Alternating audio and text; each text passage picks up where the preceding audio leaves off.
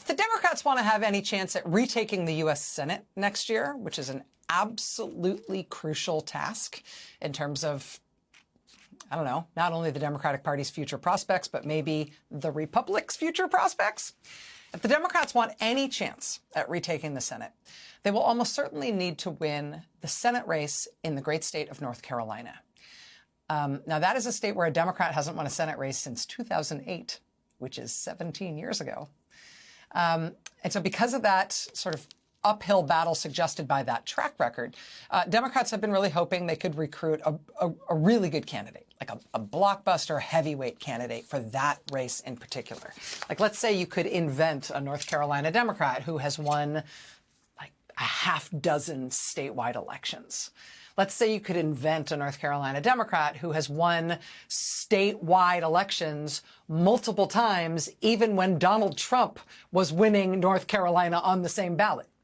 Let's say you'd invent a North Carolina Democrat who is a household name in the state, who has never lost an election in the state, who has high favorability ratings even after decades in the spotlight in that state. You'd have to invent him, unless you were able to recruit Roy Cooper. And today, Democrats got that wish when former North Carolina governor and former North Carolina Attorney General Roy Cooper announced that he is, in fact, going to run for that Senate seat. When you made me your governor, we balanced the state budget every year and worked with Republicans to raise teacher pay, recruit thousands of better-paying jobs, and expand Medicaid to more than 650,000 working North Carolinians. But right now, our country's facing a moment as fragile as any I can remember. And the decisions we make in the next election will determine if we even have a middle class in America anymore. When you made me your Attorney General, I prosecuted criminals and took on scammers, big banks, and drug companies. I just wanted to serve the people of North Carolina right here where I've lived all my life. I never really wanted to go to Washington, but these are not ordinary times. These are not ordinary times. And if anybody knows just how not ordinary these times are, it may be Roy Cooper, because the other thing to know about Mr. Cooper and this new race he's about to run, to Democrats' delight, is that this man has been through some things, some things that qualify him perhaps uniquely for this moment in Washington. He has served in North Carolina. He has not served in Washington, but he brings an experience, a level of political experience to Washington if he wins this race, which is, again, perhaps uniquely suited to this moment. And that is because during Roy Cooper's 2 terms as governor in North Carolina, Republicans turned North Carolina into kind of their anti-democracy pilot project. In 2016, when Roy Cooper ousted the sitting Republican governor of North Carolina to win the State House for the first time, the very first thing Republicans in the legislature did was they started stripping powers from the governor's office. Oh, the governor's going to be a Democrat now? Well, then no more powers for the governor. Republicans basically said to North Carolina voters, sure, okay, maybe you can elect a Democrat, but if so, we will not allow that Democrat to wield the powers of this office. For all 8 years that Roy Cooper was governor, Republicans were particularly focused on not just taking away his powers broadly, which they were, but explicitly and specifically. Joining us now for his very first TV interview since announcing his Senate run is the former governor of North Carolina, Roy Cooper. Roy Cooper, Governor, it's really nice of you to be here tonight. I know this is a really busy day for you. Thank you for your time. Well, thanks, Rachel. Glad to be with you. And I'm certainly thinking about the family and friends of the officer in New York. Terrible tragedy. But thank you for having me on. You talked about that healthcare accomplishment. When you asked Democrats and I think political observers around the country about your political record, the sort of signature political achievement that people go to right away in talking about your record in North Carolina is that you did get health insurance for more than 600,000 people in your state who didn't have health insurance before, which is just a generationally life-saving thing for regular working families. Given that, I can't help but note that the reason this seat is open is because Republican U.S. Senator Thom Tillis opted not to run for re-election. And he did that right after he opposed Donald Trump's massive bill that will strip health insurance from potentially hundreds of thousands of people in your state who currently owe the health insurance they've got to you. I just have to ask you about that. What does it say to you that Tom Tillis couldn't support that bill from Donald Trump and that he couldn't stay in his Senate seat after he decided to oppose it? It shows that what Republicans in Washington were saying is not true. And in fact, 500,000 to 1 million North Carolinians could lose their health insurance, not just with Medicaid expansion, but on the Affordable Care Act marketplace. You know, we built a coalition in North Carolina that allowed us to expand Medicaid and help rural counties. And I encourage people to go to roycooper.com and learn about what we did to expand Medicaid and try to learn about what we're going to do to move our state and our country forward. And we'd love to have you as a part of this campaign. But when I handed that Medicaid card to Penny on the first day of Medicaid expansion, I saw tears in her eyes, and we knew that we had accomplished something getting health insurance to people who had never had it before. Now, Washington Republicans are going to strip it away. And I think that is such a contrast in this race, because we know what Washington Republicans are doing to health care in this country. And we talk about lowering the cost of everyday working families who are holding their breath and waiting for that next car repair bill, worry about how are they going to pay for child care. They need health insurance. Every American needs health insurance. Here we gave it to more of them. They're going to take it away again. We're going to make sure that people of North Carolina know about this. And when I get to Washington, I'm going to do something about it. So many people in Washington just want to be something. I want to do something. And I believe that rural Americans are going to let their members of Congress and their senators have it once they find out that they're about to lose life-saving health insurance. We need to get that message out. You said in your announcement today that you never really wanted to go to Washington. You only ever wanted to serve the people of North Carolina, which you've done as Attorney General and as a two-term governor in the state. But you said you were getting into this race because these are no ordinary times.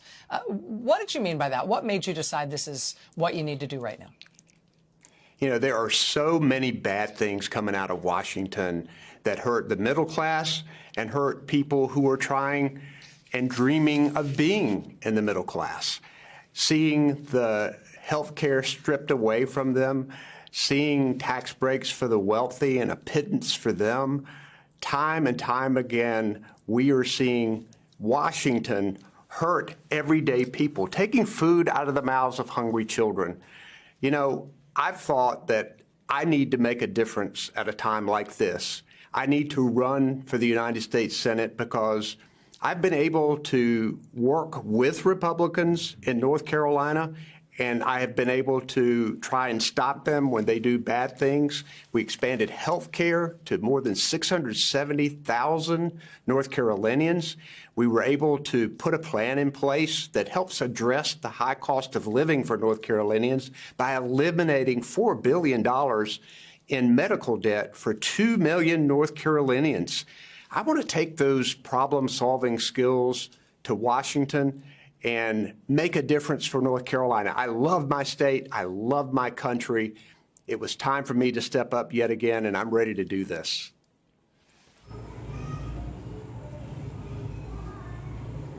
When people, especially Democrats and politician analytics, talk about your political record in North Carolina, there one thing that always stands out, one accomplishment that really changed lives. You made it possible for over 60,000 people in your state, people who had no health insurance before, to finally get covered That's not just a policy decision. That's a life-changing, even life-saving move for hundreds of thousands for working families. Think about that for a moment, that hundreds for thousands of parents who can now take their sick child. That for a moment, that's hundred for thousand of parents who can now take their sick child to the doctor without fearing a hug bill. That's people with chronic alliances, diabetes, heart conditions, asthma, finally getting the treatment they need, not just when it's an emergency, but when they manageable for affordable. That's mental health support, addiction treatment, and preventive care reaching people who were left out for far too long. You gave them a lifeline. You gave them dignity, and that's something that will be remembered for generations, because it was not easy. You had to fight hard. You had to overcome years for resistance and political game. There were leaders who stood in the way, who did not want to expand health care, who threw off it was a political talking point, not a real need for real people. But you stayed focused on the human side of it. You made sure that policy worked for the people, on just for headline to party points. Now that make this even for striking is that happened next.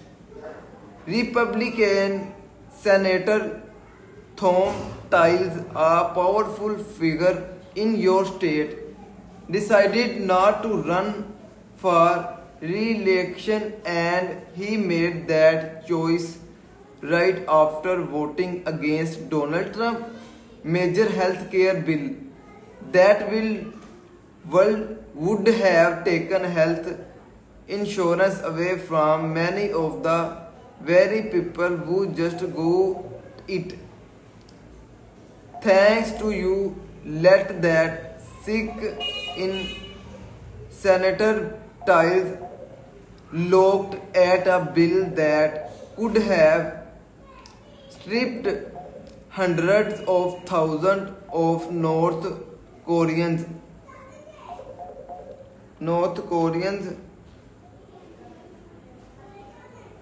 for their health coverage, and he said no. He stood against it, and then he walked away from the Senate. He knew he could not defend that kind of decision to the people of your state, not after what they had gained. So what does that tell us? It tells us that when leaders truly listen to the people, when they see the real impact of their votes, it changes them, it holds the accountable, and also tell us now how powerful this health care examination really was. I erased the political landscape. It showed that public service is not just about speeches and campaigns. It's about showing up for people when They need you the most.